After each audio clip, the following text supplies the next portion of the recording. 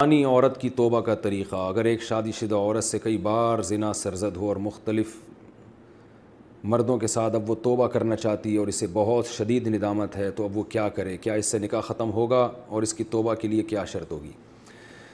زنا بہت بڑا جرم ہے۔ قرآن میں اللہ نے فرمایا یہ اپنی خواہش پوری کرنے کا بہت برا راستہ، اور کنواری لڑکی کا زنا کرنا بہت بڑا جرم، شادی شدہ کا تو اور بھی بڑا جرم، اور مرد کا زنا کرنا بھی بہت بڑا جرم، عورت کا زنا کرنا اس سے بھی بڑا جرم ہے۔ تبھی اللہ نے جب زانی کی سزا بیان کی ہے نا، تو عورت کا ذکر پہلے کیا۔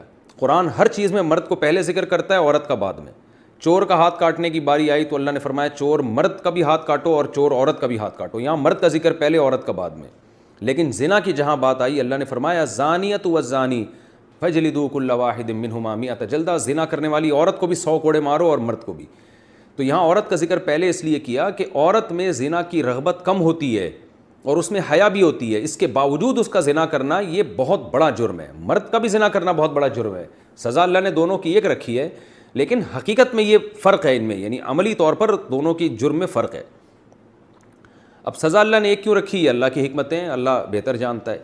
تو شادی شدہ عورت اگر زنا کرے تو یہ اتنا بدبودار جرم ہے کہ قرآن کہتا ہے کہ اگر یہ ثابت ہو جائے گواہوں سے اور اقرار سے ایک مخصوص طریقے سے، تو ان کو زمین میں گاڑ کے پتھروں سے ہلاک کر دو۔ تو اس لیے بھائی اگر کسی عورت سے بھی یہ جرم ہوا ہے یا مرد سے، تو یہ بہت بڑا جرم ہے، ہلکا نہیں ہے۔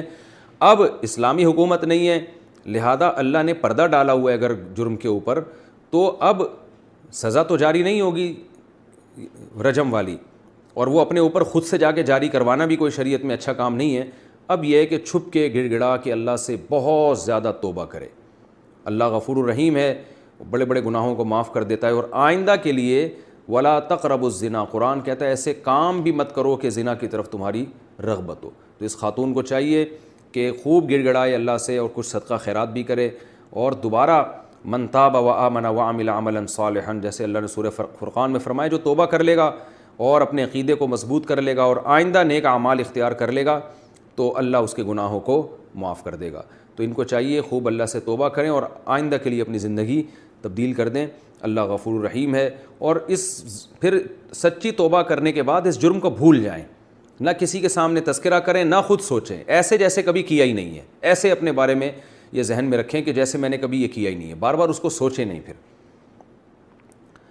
ناجائز تعلقات میں لیے گئے تحفے کا حکم: اگر کسی کا ناجائز ریلیشن ہو اور محبت میں تحفے کا لین دین ہو، تو کیا اب ان تحفوں کا حکم کیا ہوگا؟